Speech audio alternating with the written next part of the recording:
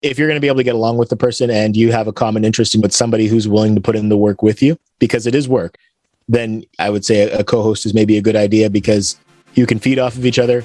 You can leverage each other's strengths. Most hosts never achieve the results they hoped for. They're falling short on listenership and monetization, meaning their message isn't being heard and their show ends up costing them money. This podcast was created to help you grow your listenership and make money while you're at it.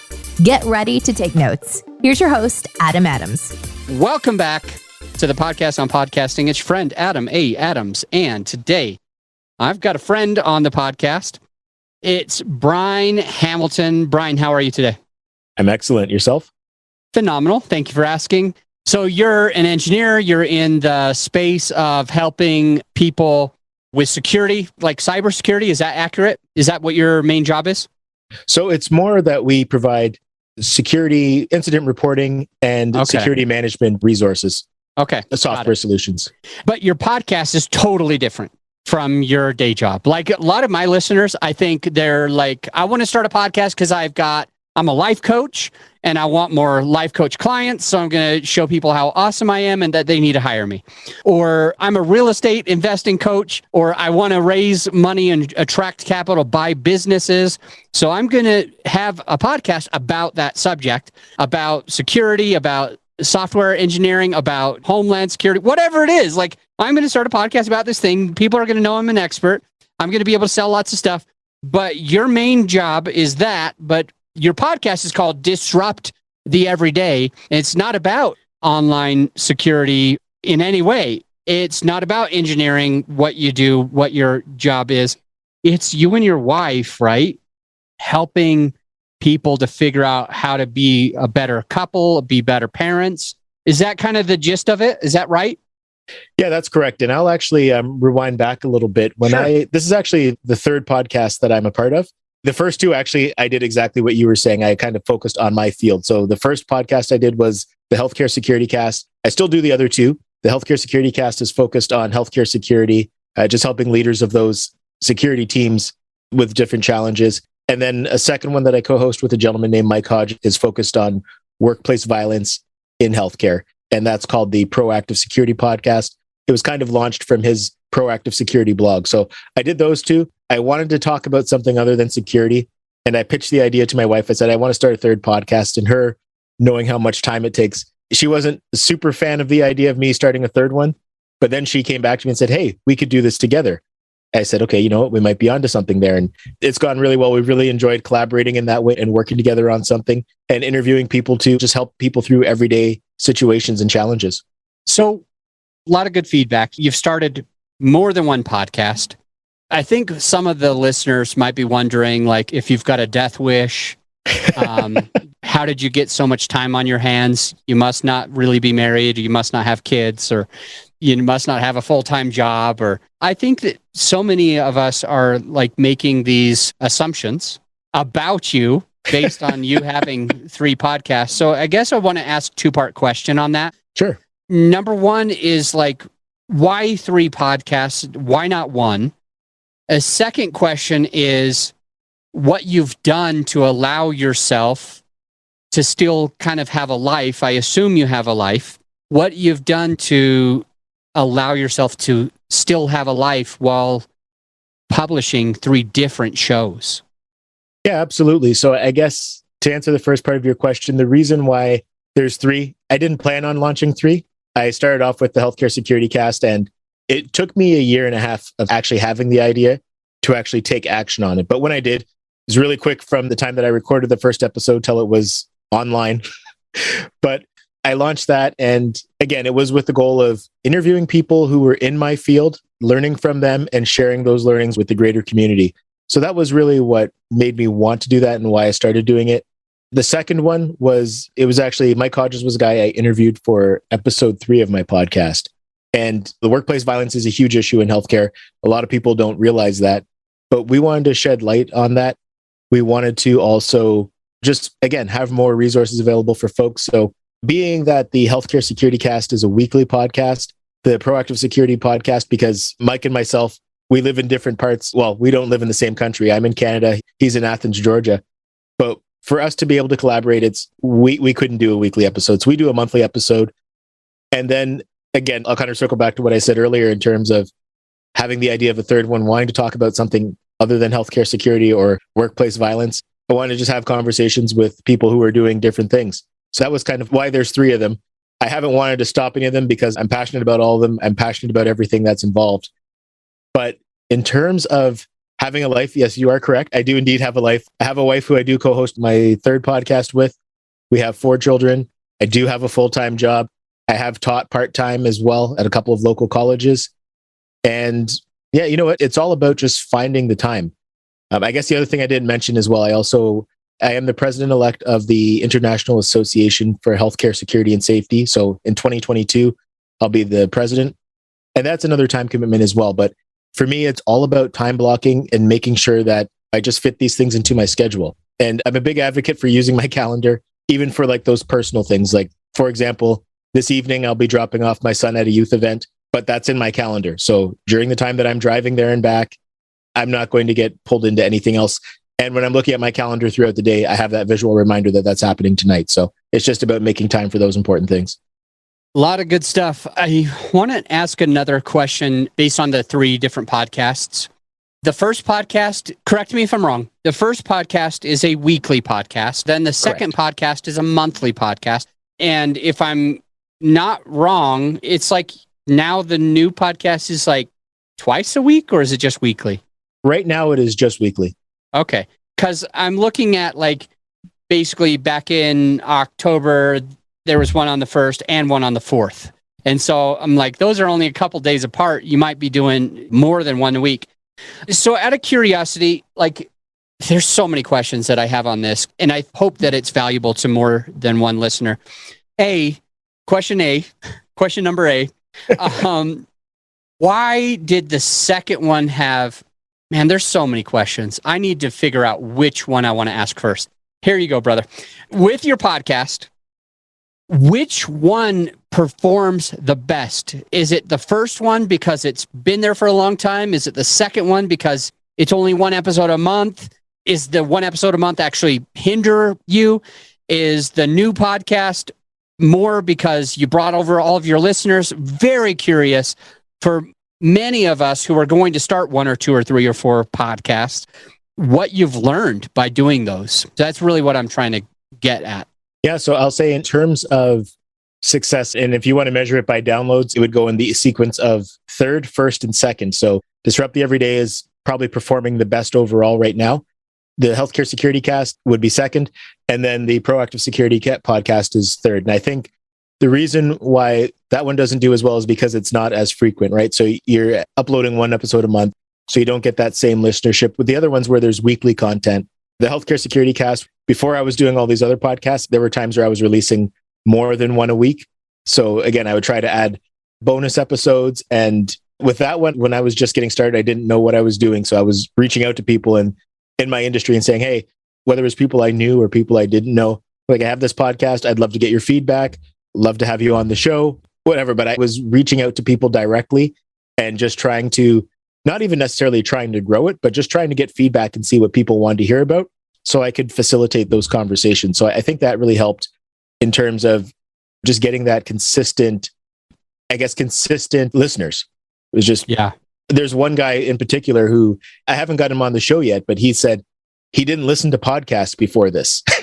Right. I had reached out to him. He's like, this is the only podcast I listen to. Wow. And yeah. So, and then in terms of Disrupt the Everyday, my wife's big on, I wouldn't say big, it's only really been since we started the podcast, but she's a very social person. And using Instagram, she's been able to bring in people who I wouldn't have been able to bring in because I'm not really on there. Guests, you mean, as like guests on the show or as listeners? Both, but primarily as listeners, because that's a whole audience. Most of my social media activity is on LinkedIn. I post a quote every morning, something I've been doing for a lot of years, but I go on Instagram, Twitter, Facebook, and LinkedIn, and I post that in the morning. The only site that I'll go out back to throughout the day typically is going to be LinkedIn. So I'm not engaging as much on those other platforms where she is. So she helps bring in, again, other people. And since that podcast isn't focused it's not niched down to healthcare security, there's a lot more, it's a bit more broad. So I think more people who will find interesting topics that we're discussing. So correct me if I'm wrong. What I think that I heard was that Disrupt the Everyday, which is the most recently published podcast, as we record, you're between 30 and 40 episodes out, published, Correct. Is your most popular of all three. Is that right?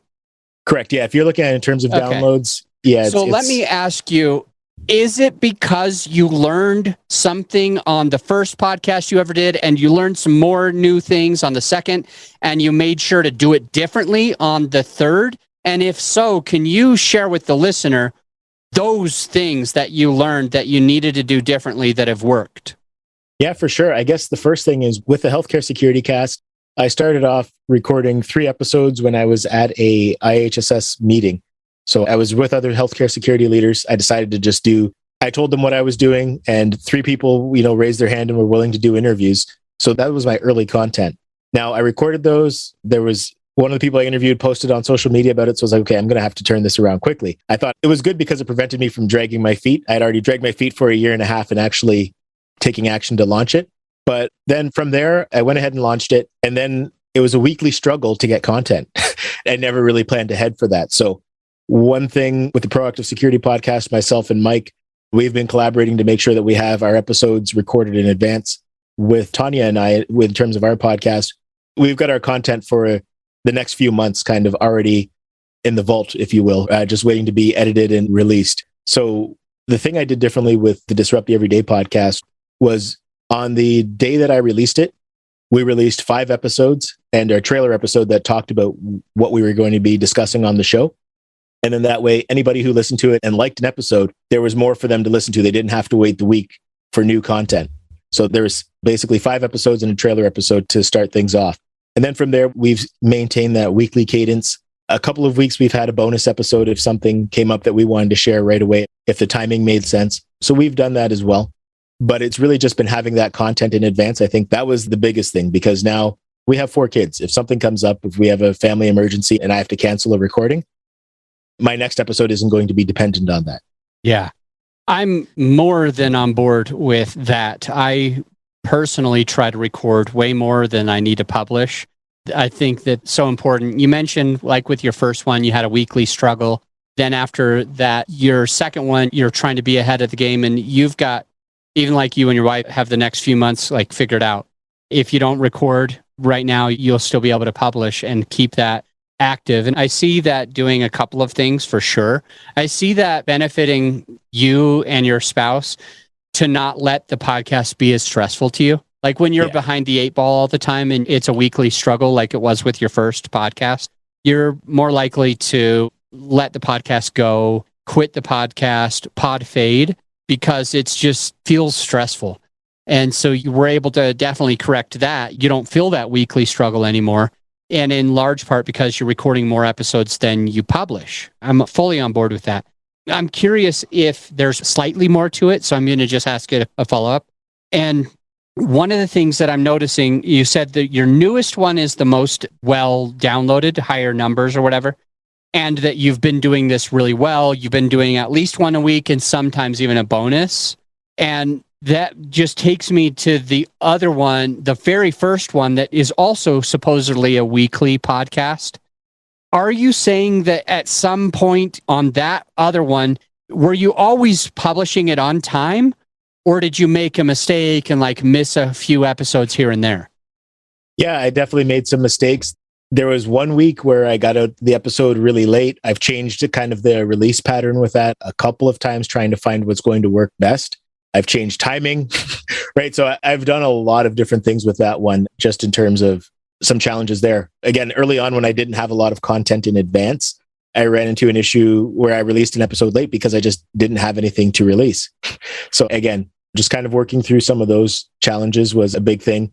One thing I did do was I spent a couple of months just really, I guess you could say aggressively reaching out to people and getting content recorded to get myself ahead of the game again. But I guess another thing that I'll share is a potential mistake. I didn't plan at all for taking a break, right? So I didn't plan on having seasons or anything like that. It's just, I'm just doing a weekly cadence with episodic, but I didn't plan in terms of taking breaks. I know a lot of people will do seasons of their podcasts. I didn't think of that at all. So That's another thing worth considering is if you're going to do seasons and how you're going to schedule breaks for yourself, because you do still need that. I want to do a little bit of rapid fire questions with you. Sure. I probably have 4-ish questions queued up, and I want to jump in there and ask, I think you've done 1 podcast by yourself and 2 with a co-host. Correct. So I definitely want to ask about that. I want to ask about like what it's like working with your spouse. I want to understand if you could share anything with a listener about like why they shouldn't do a podcast, or what would constitute you not having a good enough reason to actually start one, or if there's anything bad that happens when having a podcast. I'd love to get your thoughts on that. And then just to kind of follow up with why you would want to start a podcast. So I've got those 4-ish questions queued up. They might just be rapid fire, but sure. We do have a sponsor on the show. I want them to have a moment to just kind of share with our listener what they can do for the listener. So let's just take a quick break, and we'll literally be right back with these 4 rapid fire questions. Hey, my friend, as you know, this episode is sponsored by my company, growyourshow.com. We want you to be able to have the best tools at your disposal without costing you a whole arm and a leg. So right now you can get a free list of vetted equipment that like mics, mixers, webcams, sound treatment, editing software, everything that you need. I created the whole PDF with direct purchase links just to save you time and money, to help it be more convenient for you. So this free PDF will help you skip all the guesswork. If it's on there, it's vetted and approved by yours truly. And if it's not on there, it's probably not worth the money. So go ahead and get yours at growyourshow.com/PDF. Let's get back into the show. All right. So I've got at least 4 questions for you, Brine. The first question is, should I start a podcast by myself or with a co-host? Why or why not? All right. So the answer is, in my opinion, it depends. If you have a co-host you're going to be able to work with, it really depends on, I guess, what you're trying to accomplish. For the podcast that I co-host with my wife, it's more of a situation where we wanted to do something together. It's something that we're both willing to put the work in on, and we get along. I guess one thing that we've seen with COVID, unfortunately, is that when people have been forced to work from home, it's resulted in a lot of marriages going south or relationships going south, because when people have to spend that much time together, it's not necessarily a good thing. So if that's the case, you probably don't want to start a podcast with your significant other. Maybe you want to try something else.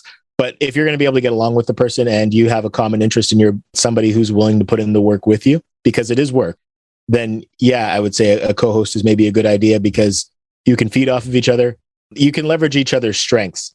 Now, again, there's times where Tanya and I are having conversations, and if you have a chance to listen to our podcast, you'll hear there's times where I'm asking more of the questions or guiding the conversation, and then naturally you'll see she jumps in, or vice versa.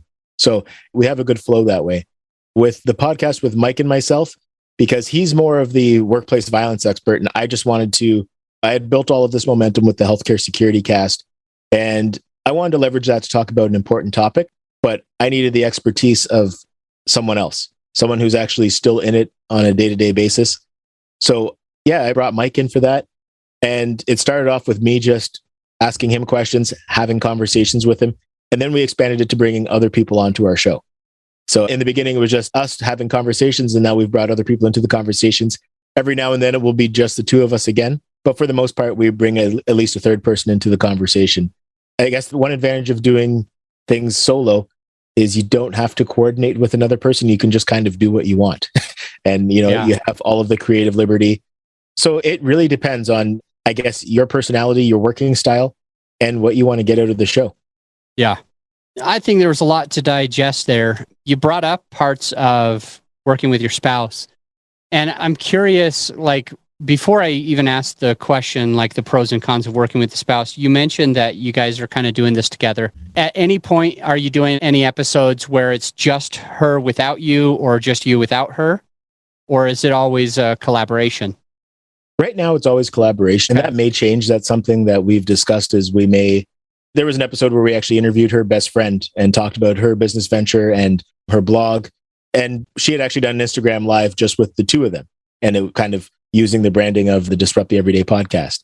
So that's a discussion that we've had. She may do an episode with just her and her best friend again, or another individual, and I may do the same. So we haven't eliminated that possibility. Okay. The collaboration's been working well, but again, it's something we've been open to. It really is just going to be topical and to depend on whether or not we do it.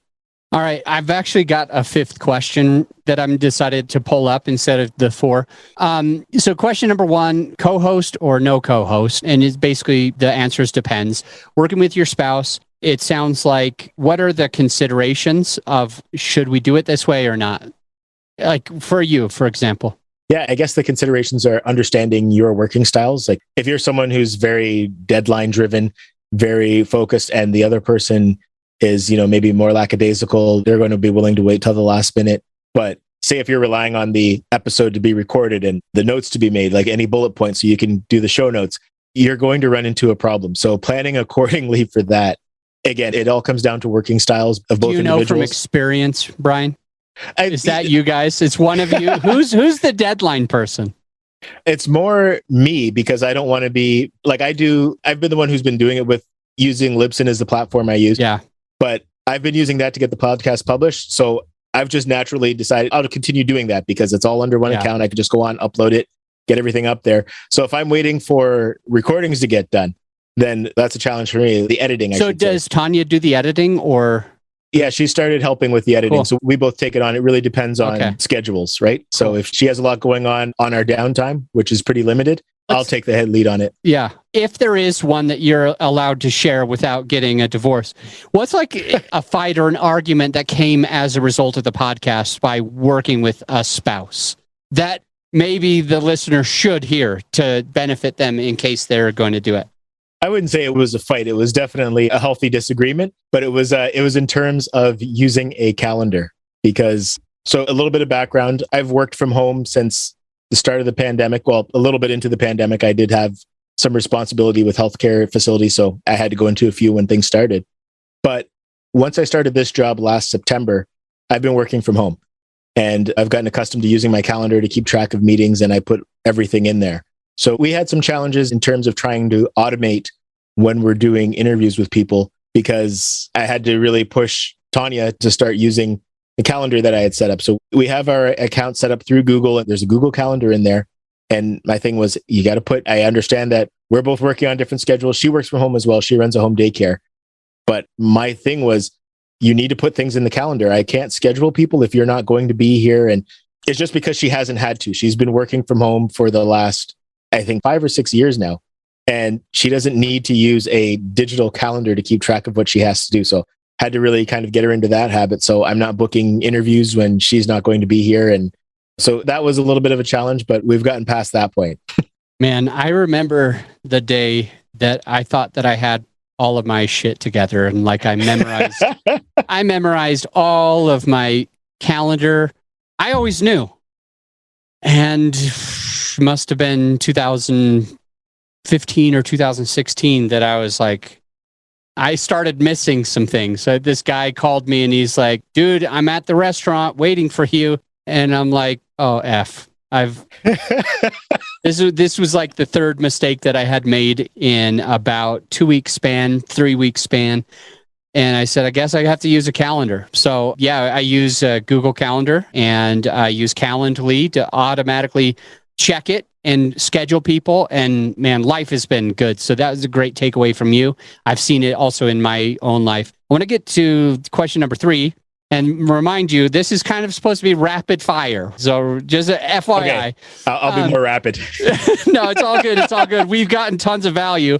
So I don't want you're like, I'm not going to share this because Adam called me out on something. No, here we go. Question number 3. Why would somebody not want to have a podcast? Is there a valid reason to not have a podcast? If we know something about ourselves, is that an indication that we shouldn't have a podcast? And if so, what is it?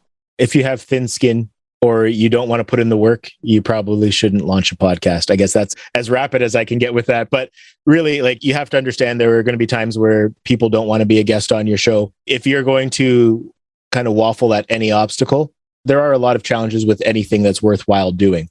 So if you're not going to be willing to put in the work, if you don't have the passion for it, if you're doing it just because you want to monetize, because you've seen that Joe Rogan is getting paid by Spotify $100 million to do his podcast, and that's what you think is going to happen overnight, it's a process. We have sponsors as well, but it didn't come overnight. There's work that goes into it. That's super valuable, like thinking if it's right for me or if it's not. But I loved how you said that if something is like valuable, if something is good, it'll always come with challenges like marriage. I mean, we were talking about your wife, and I'm sure you never fight, but I will say that most of us know that if something's valuable, if something's worthwhile, it comes with challenges. It doesn't matter what it is. Our children, you've got 4 of them, I've got 2 of them. Anything worthwhile comes with challenges. That was really insightful. And I think also helpful for us when we're starting a podcast to understand that there's going to be some pros and cons with anything. So thank you. Absolutely. Question number 4 out of 5. It was going to be 4, but I've thought of a new one. Why would we want to start a podcast?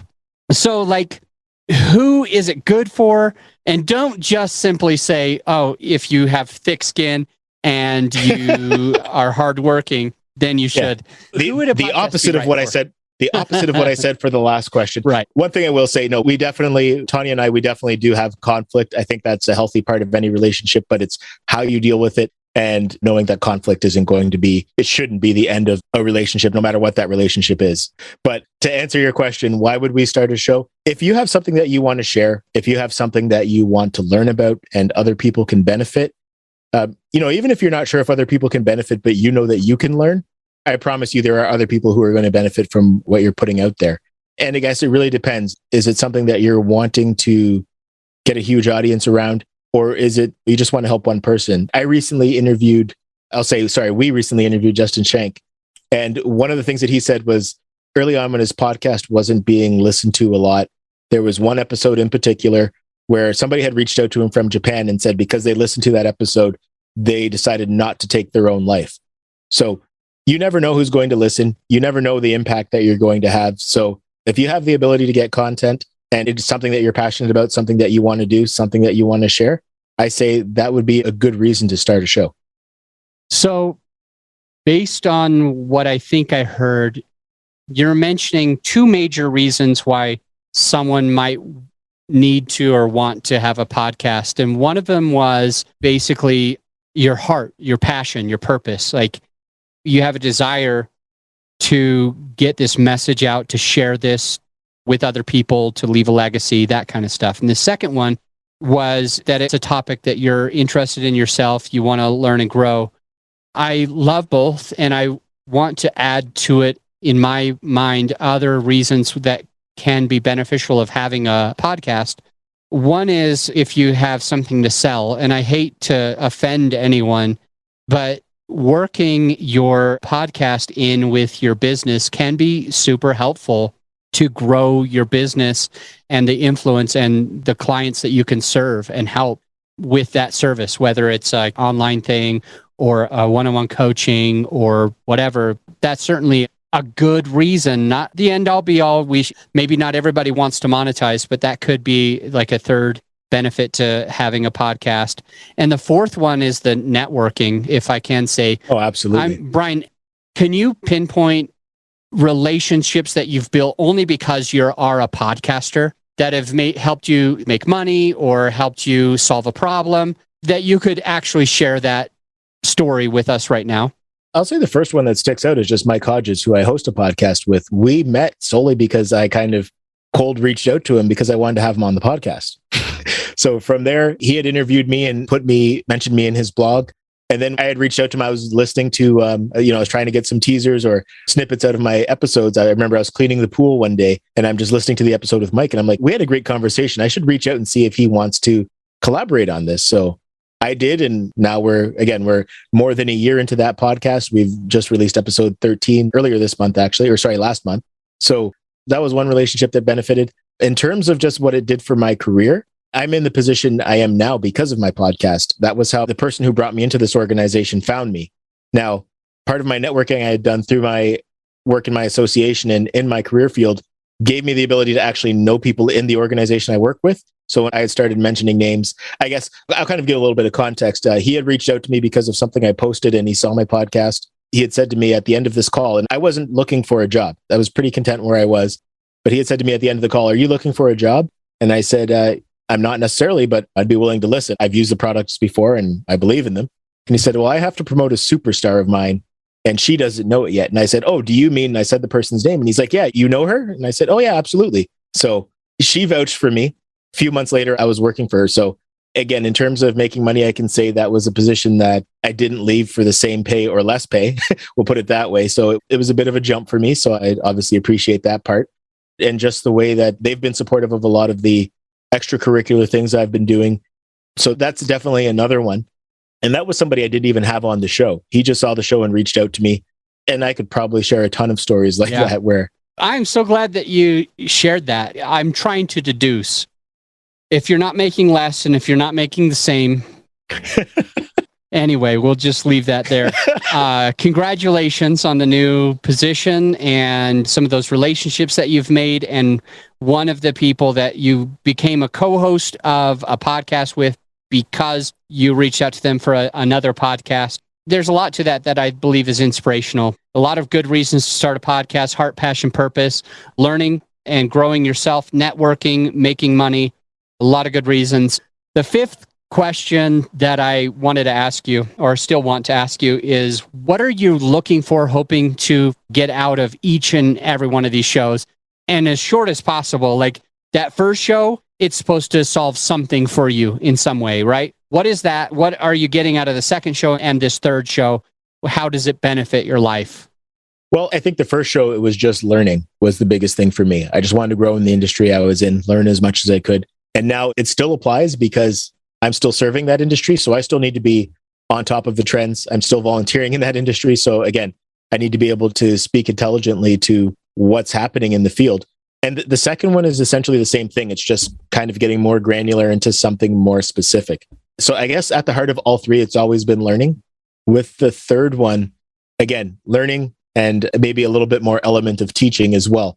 But, things that I want to be better at. So our first episode of the Disrupt the Everyday podcast, we had Barbara Colarasso on, who's been on Oprah, who's been on CNN, all the three-letter networks, talking about parenting. Well, I have 4 kids. Obviously, I can benefit from somebody who's been teaching this stuff for 45 years. I can learn from what she has to say. So if we share that conversation, other people are going to learn from it as well. So I think the learning has probably been the driving force behind what I want to get out of these shows. The learning, just meeting new and interesting people, and just being able to kind of, I guess, work outside of geographical area as well. Awesome. Brine Hamilton, thank you for jumping on the show. What we have done, or will do, we have done for the listener, like all 3 of these podcasts that Brine has, and his wife and his friend Mike, all of those are linked up in the show notes. So you can scroll down, you can actually check out his bio, and you can also click on like his website, the links to these different podcasts that he has. So you can check them out, whichever one or ones you're interested in. They're all right there. The links as well to connect with Brine, that's in the show notes as well. So scroll down and connect with him. And by the way, if you check out his show, any of his shows, can't say either, or it's not 1, it's not 2, it's 3. But if you end up checking it out, please leave an honest rating and review. Like, just leave an honest written review of what you think of that show. And if you can, let him know that you heard about him here. I would be very grateful for that. Brine, any parting advice? What would you like to share with us before we let you go, sir? I guess in terms of parting advice, I would say if you are going to be launching a podcast, which I'm assuming you're at least thinking about it if you're listening to this show, I would say just leverage some of the tools to automate different things out there. Adam, you mentioned Calendly earlier. I do use Calendly.